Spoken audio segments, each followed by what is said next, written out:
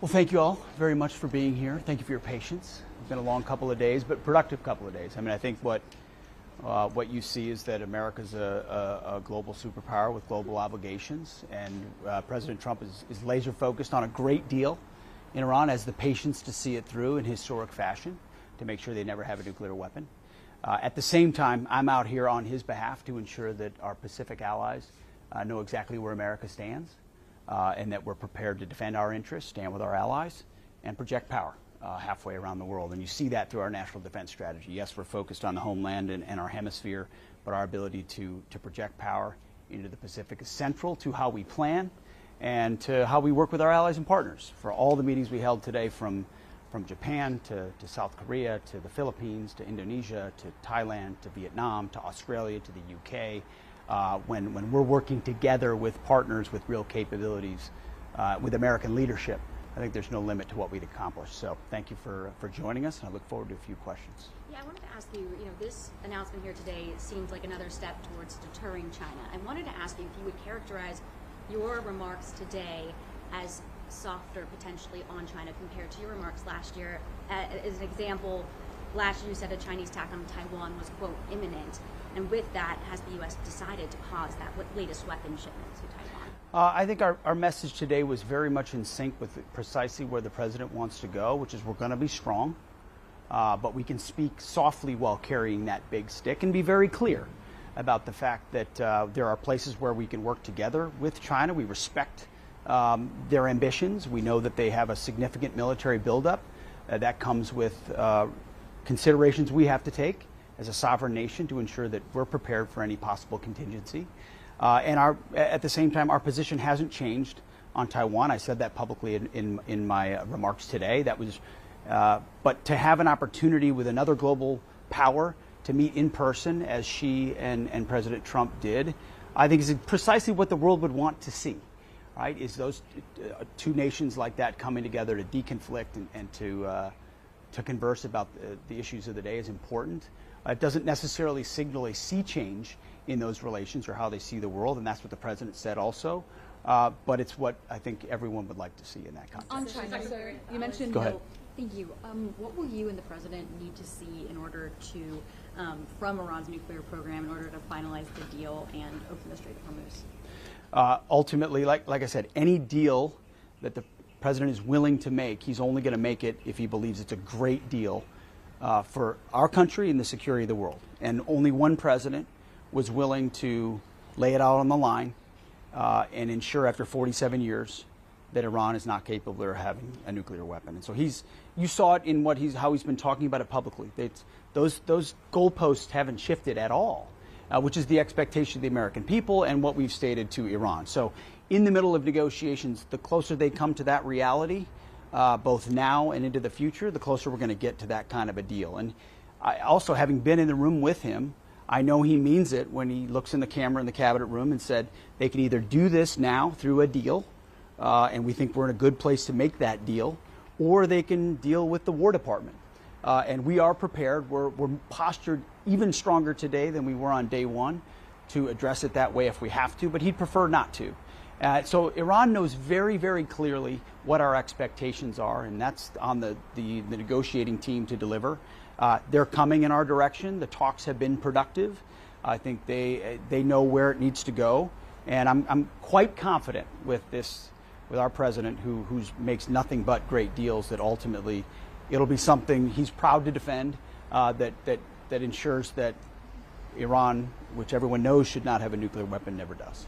Secretary Andrew, Yeah. One more question. Do you think that the U.S. and China need to set mutually agreed upon guardrail or standard on AI, and did you see any progress towards that when you were in Beijing? There were good, productive conversations about that. I think the agreement was that we should keep talking about it to ensure that as that technology develops, you got two things. You want to be able to set guardrails, but given the innovation capabilities of the United States of America, we also want to maintain an advantage and ensure that we can utilize that advantage responsibly as well. So it's kind of it's emblematic of that competing tension. Guardrails, conversations are productive between two strong countries, but it's also our job to run the fastest. And certainly at the War Department, we're trying to do everything we can to maintain that advantage. You mentioned no communication with China in your remarks this morning. That your President Trump told you to go forward with that more. Did you meet with your counterpart one-on-one when you were in Beijing, and what sort of interactions and communications are you hoping to facilitate in the future? I did get a chance to meet with my counterpart in Beijing multiple times. In fact, sat next to him during a dinner, and we had a previous couple of meetings, and so it was an opportunity to deepen that. Unfortunately, he wasn't here at that level at Shangri-La, but I anticipate future, and we've set in place more regular rhythms for mill-to-mill contact, because it's not just the high-profile settings, it's the month-to-month basis where you're talking about, whether it's in the Pacific or elsewhere, what they're doing, what we're doing, what it really means, and how we deconflict, that I think is going to matter the most.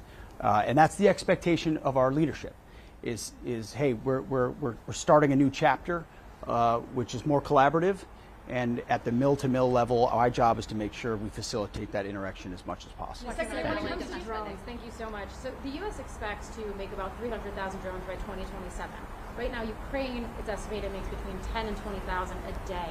So my questions are, what are we learning from Ukraine, and how are we putting that into practice? And then the second is, Zelensky is asking the United States to expand deliveries of Patriot missiles, those missile systems, to defend against Russia. Will the U.S. be doing that? Well, what you'll see in President Trump's 2027 budget is $56 billion in investment in drone dominance.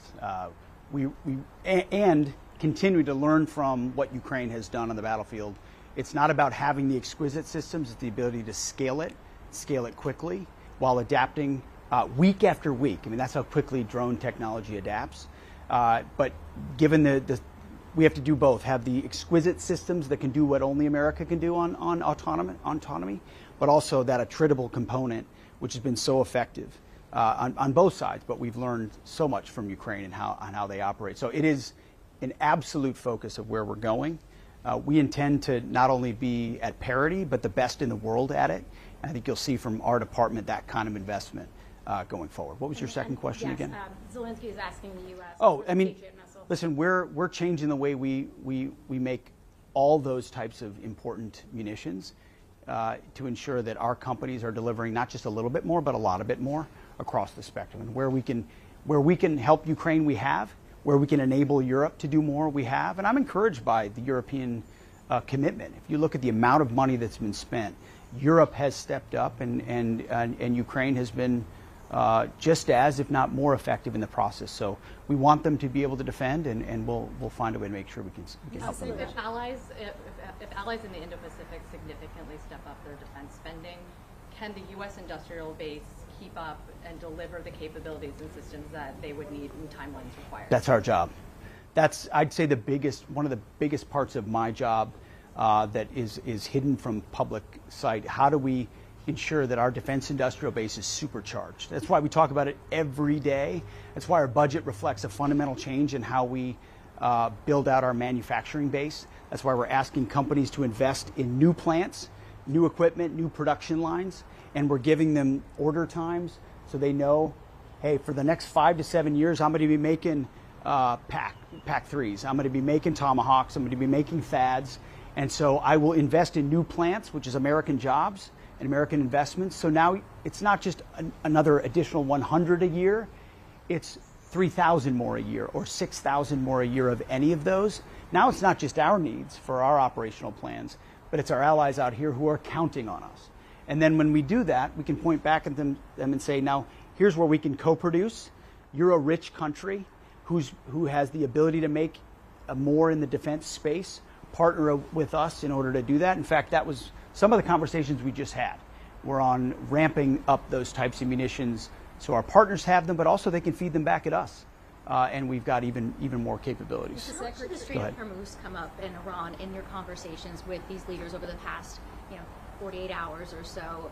If there's an impact on this region because of that, even Vietnamese leader said that it was a flashpoint that could throw the rest of the world into turmoil.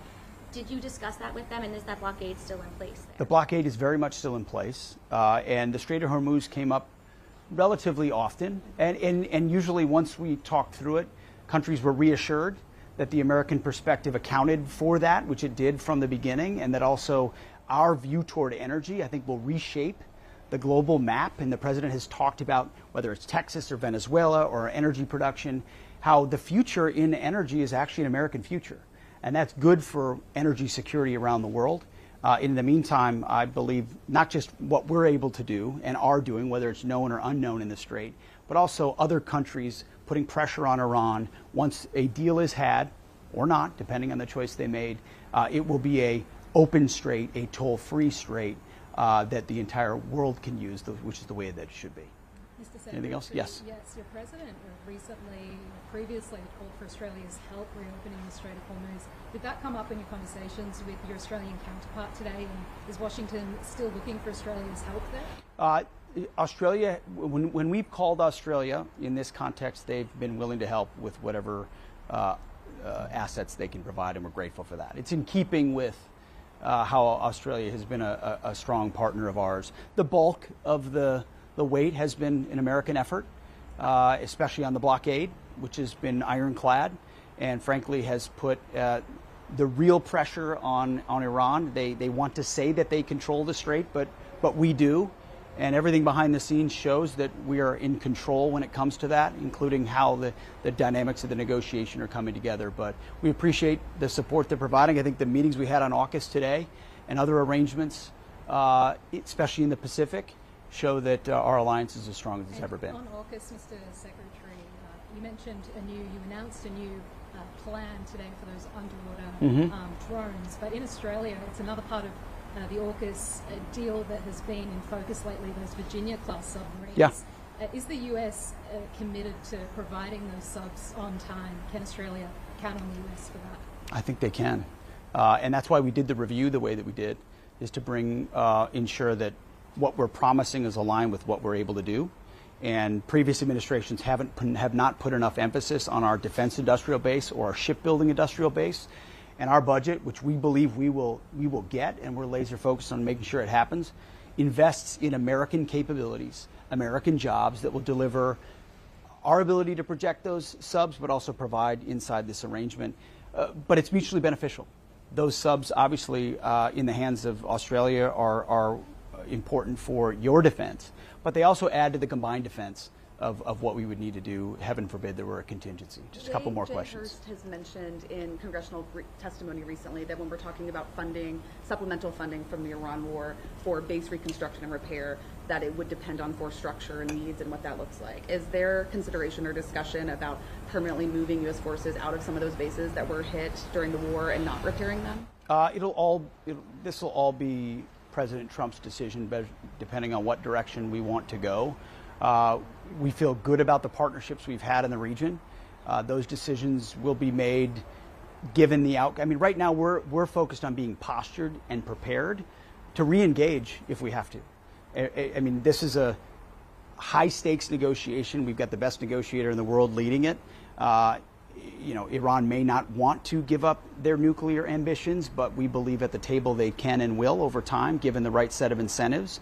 But the most powerful incentive is the capabilities we have there right now, which they can't ultimately defend against at any real level. And those are decisions in the future the president will make based on how this ends.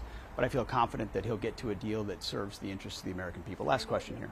Biden had cited U.S. policy was to defend Taiwan. Has U.S. policy on Taiwan changed at all under the Trump administration? The policy we have on Taiwan is the same as it was at the beginning of this administration. The only change you might see is how we talk about the entirety of it. What I talked about today was strong, quiet, but clear, and ensuring our allies know precisely where we stand, whether it's open in public or behind closed doors, and that's why these meetings have been so important. But our stance on Taiwan remains unchanged, just as the president said when we came out of those historic meetings with China, and I think we're as in strong of a position as we've ever been in the Pacific and around the world. So thank you very much. Appreciate it. Thank you very much. Appreciate it.